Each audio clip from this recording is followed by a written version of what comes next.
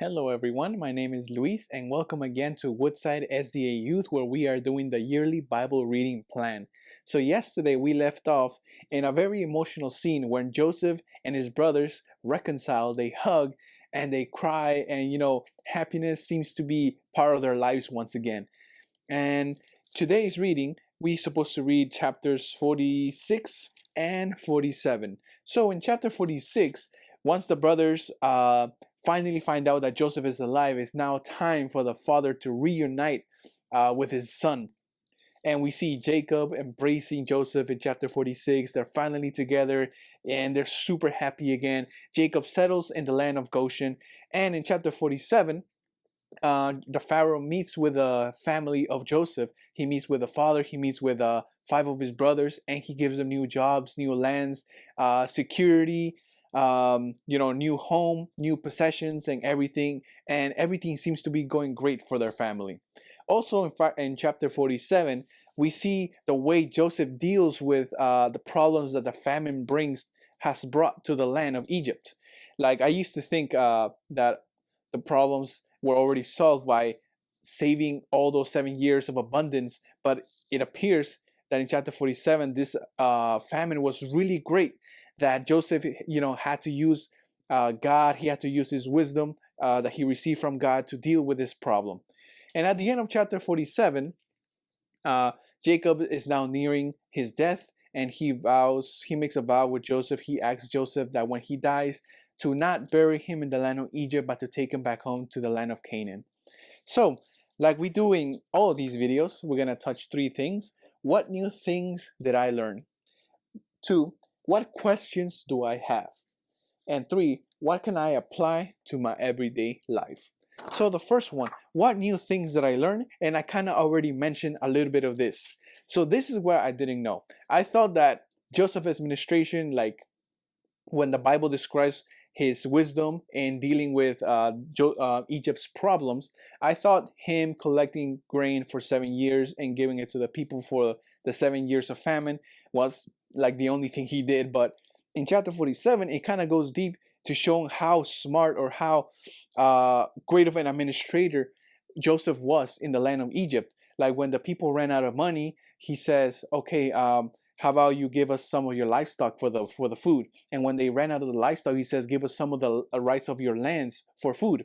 And according to the chapter, the people were actually very happy with this because this kind of worked for them. They ran out of money. What are you supposed to do? Joseph makes a deal. You can give me this in exchange for this. So we can see how great of an administrator he was and how God was using him. This is something I didn't really know because I don't know. I probably just never read this whole chapter carefully. But it's wonderful to see how Joseph was being led by God in a foreign land and how amazing of a leader he was. So, number two, what questions do I have about the reading? So, piggybacking on what I just said, how Joseph was a great leader to all the Egyptians, it's just very hard for me to understand how all these people, the people of Israel, went into slavery. Like Joseph was such a great leader. His people admire him. His two sons, Manasseh and Ephraim, like they become tribes. They create tribes. And how come the very sons or the descendants of the two sons of Joseph are now into slavery where they were born into royalty? That's kind of very difficult for me to understand. And, I ask this question because maybe it can lead me to understand more of the background of how God, moves, he plans, he changes plans, or like how he works behind the scenes, and also helps me to see what can I find in historic records that can help me understand more of the Bible. And so yeah, this is the question that I have. It still puzzles me how the Egyptians were quickly, or maybe a lot of years went by, how they were able to forget about Joseph, how they were able to forget about the Hebrews that at this time in chapter 47, they seem to be a very big blessing to the people of Egypt. So that's one of the big questions that I have. And also, the third thing that we're going to talk about, what can I apply from my everyday life? So one of the things that I can apply to this is the way Jacob and his family's lives changed drastically. So a few chapters ago, they were kind of hopeless. The famine was hitting hard. They weren't living in Egypt, so they didn't really have access to the food like the Egyptians had, like all the food that Joseph saved the 7 years of abundance. So they found themselves like in the middle of such a big problem, such a big mess, disaster, a big famine. They really didn't have money, that much money, and they're losing resources. And maybe you kind of feel the same way too.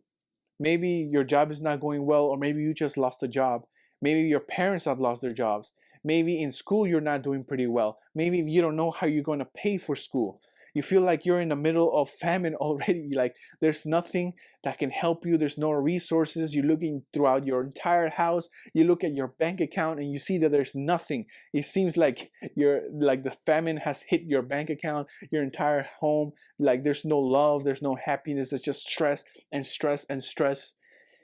That's how I see Jacob and his family, how they were during the famine before they found Joseph in Egypt. Like they were just in a big mess. They were losing their jobs.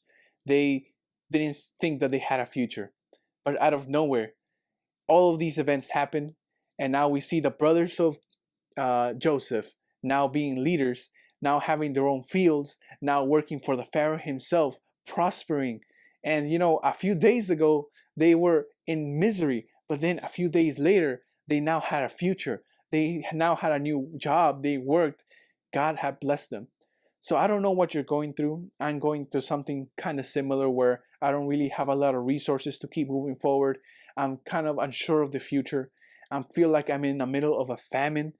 But I want to tell you, the God who provided for Jacob and his family, the God who provided for Joseph, the God who grabbed Joseph from slavery and made him a leader, a huge leader, God can transform your life. God can provide for you. We don't need the money. We just need the Lord of the money, the Lord who can provide all the resources that you need. That's all we need. We just need to have faith in God.